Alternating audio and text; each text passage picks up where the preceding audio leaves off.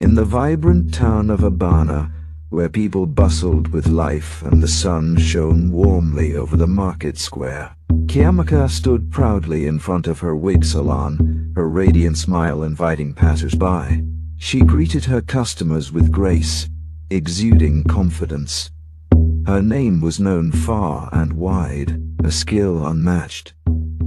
As Kiamaka beamed with pride, she overheard a woman whispering to her friend.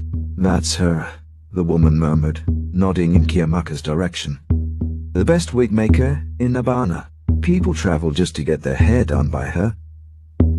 Kiamaka couldn't help but smile wider, appreciating the recognition. "Only the best from my clients," she called out, waving as her customers entered her shop.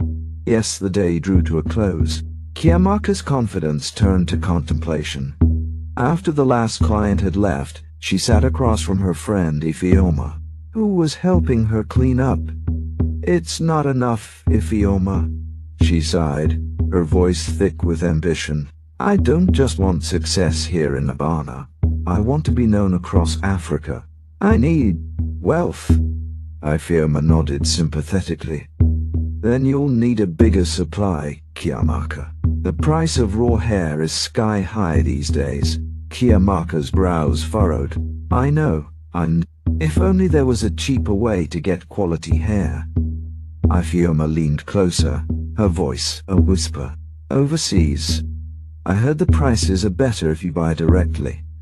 That suggestion ignited a spark in Kiamaka's eyes. With a newfound determination, she decided to take the leap, and within days, she was arranging her trip. "This is the chance I need, Ifeoma," she said, packing for her journey.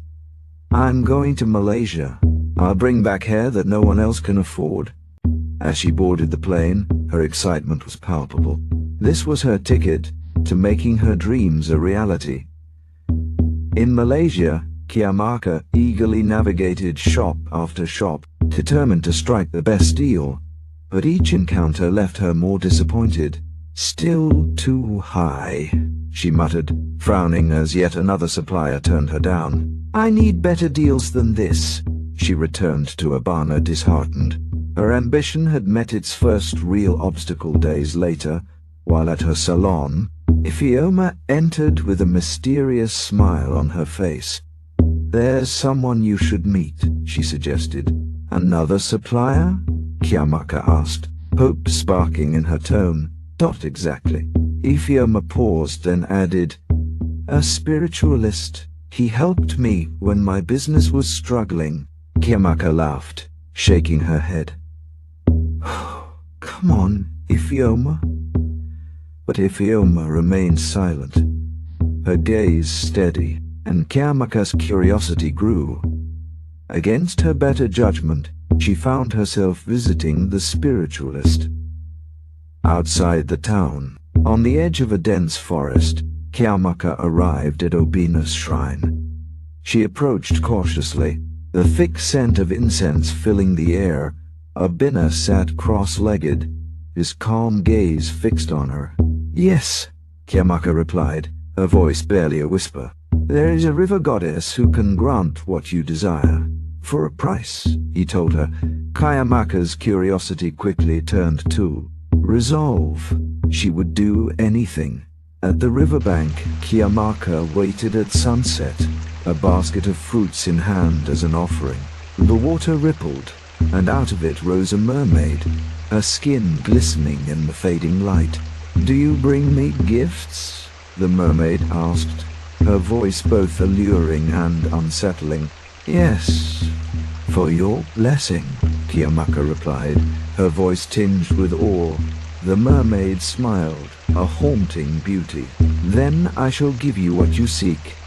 But remember, do not forget the offerings I want," Kiamaka whispered, a mixture of excitement and unease settling over her as she left. Kiamaka's salon grew more popular each day, her wigs finer and more abundant than ever before. Customers filled her shop, and she basked in her success. But soon, her gratitude turned to complacency. Bringing offerings became a chore, one she eventually stopped altogether. One night, A chilling breeze swept through her bedroom, and she awoke to find the mermaid standing before her, her eyes blazing.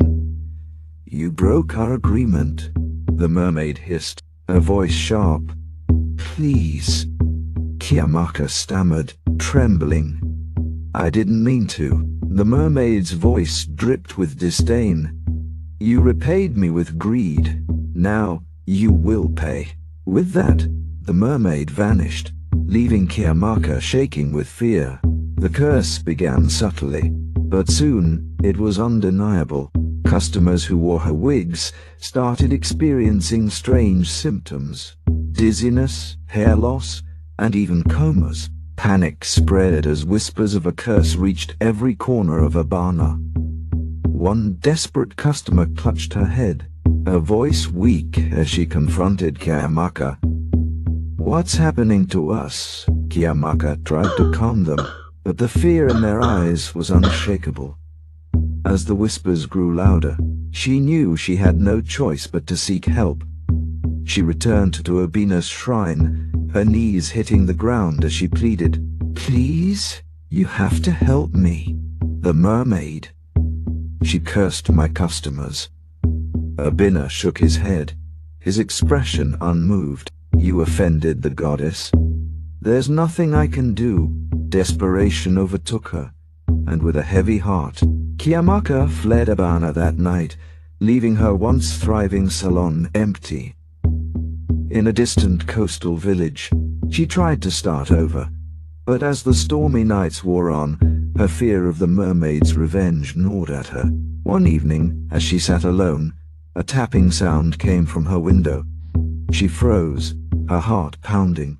Gathering her courage, she drew back the curtain, only to find a single wet strand of hair on the glass. The fear that had been gnawing at her now consumed her. She realized that even distance couldn't shield her from the curse. Back in Abana, villagers burned the wigs they'd bought, praying to be spared the mermaid's wrath as the curse continued to spread. As each night in the coastal village crept by, Kiamaka sat by a dim candle, her once vibrant face now haunted. She knew it was only a matter of time before the mermaid came for her. In the silence she waited, knowing her fate was inevitable.